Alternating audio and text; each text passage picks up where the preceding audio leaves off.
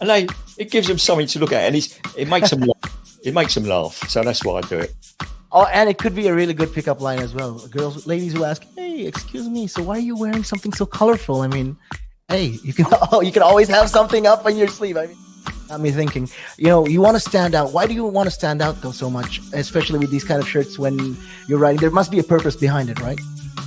Well, when you say a purpose, Nick, what I do, I wear the shirts mainly one because they're nice and bright, so they make me visible, especially if I'm riding on the road. Okay. Yeah, that's very important, right? Because you want cars, yeah. Very important. And also, like, people see me in like calves, and perhaps I shouldn't be saying this on here, I suppose, but in the bar afterwards. All right. And it gives them something to look at, and it makes them laugh. It makes them laugh. So that's why I do it. Oh, and it could be a really good pickup line as well. Girls, ladies who ask, "Hey, excuse me, so why are you wearing something so colorful?" I mean, hey, you can always have something up on your sleeve. I mean, you look like a guy who would do. You know me too well. You know me too well, Nick.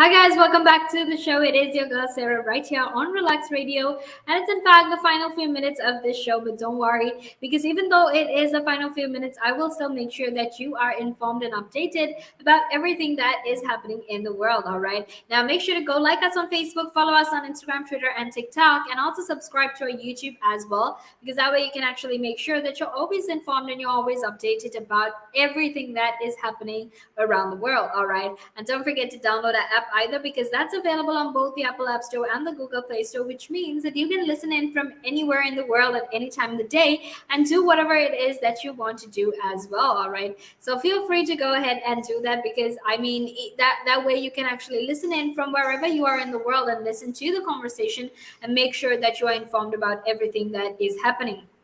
All right, and now let's actually head into our conversation, because we're going to be talking about how Afghan refugees are in trouble once again. All right, now yesterday there were some terror attacks that happened in near the airport, and so many people were injured and so many people were killed as well, and children were among those that were dead and even injured. All right, so the situation in Afghanistan is absolutely scary, it's terrifying, and it's heartbreaking, and it's just really sad, because these people are desperate to flee the country. They're desperate to get out of all of this violence, all of this war that they have been facing, and now when they can, things just aren't working for them, and that's just truly heartbreaking. All right, so Afghan refugees are in trouble because, first of all, UK nationals of Afghan origin are being overlooked. Right now, British nationals of Afghan origin are currently being overlooked, and this is, in fact, one of the biggest problems. Right, and this is obviously because these people are also British, except that they are of Afghan origin, and because of that, they're not really being allowed to come back to the United Kingdom.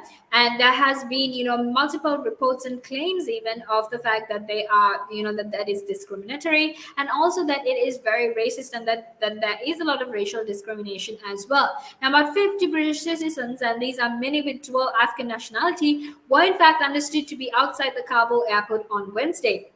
Right, and they were in fact waving their passports in the air, in a desperate effort to actually flee, because the deadline for the Western forces departure is getting very, very close. Right, and also with regard to all of this, people actually, or rather a foreign office worker who was processing applications inside the Kabul airport actually said that there was absolutely no hierarchy, and that hundreds of applications and offer were in fact being processed. All right, so it's important to keep that in mind as well, because this is what is happening.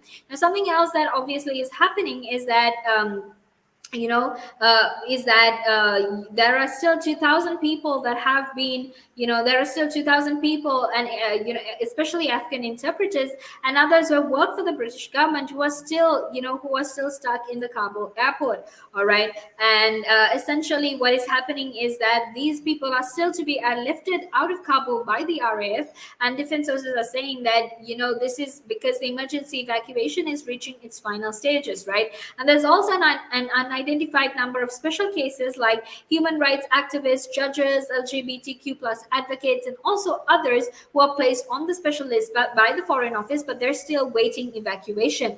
All right. So all in all, things don't seem to be, pretty great. Things seem to be, not things seem to be actually a bit scary at this point of time, but that is what is happening. And now let's actually very quickly head into a break, because after that I will be back to discuss this further. So until then, make sure you stay tuned.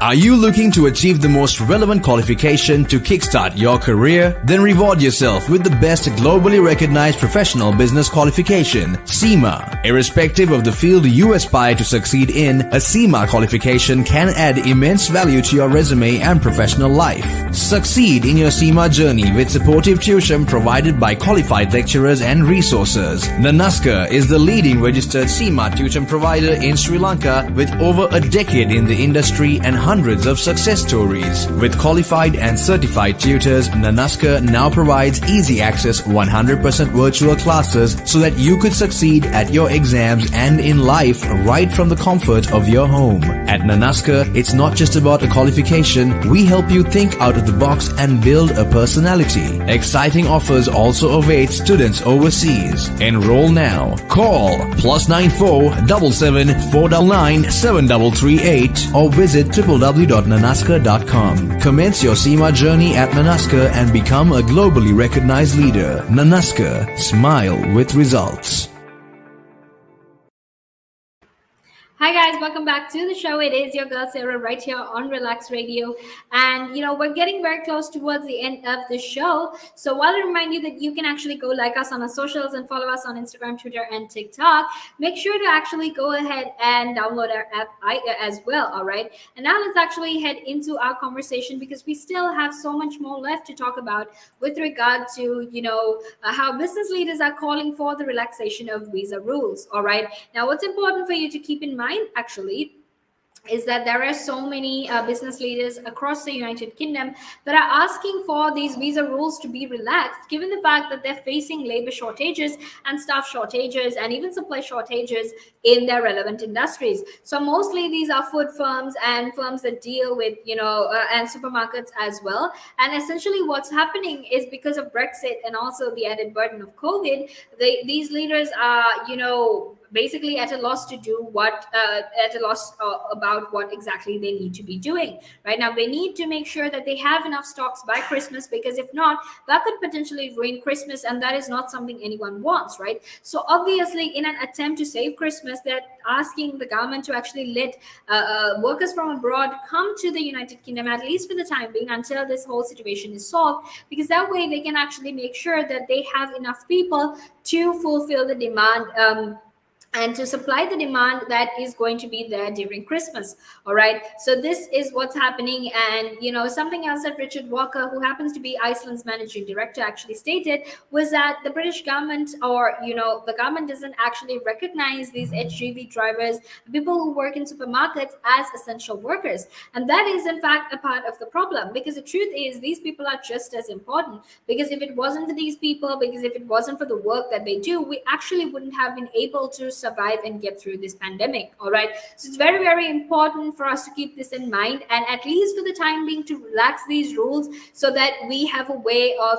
making sure that shortage isn't as bad and doesn't get much worse than it already is. All right. So that is what the conversation is about. And I really, really hope you have an absolutely amazing day, because unfortunately it's time for me to head out of here. But don't worry, because, you will have a lot more interesting and informative conversation to keep you company, for the rest of the day.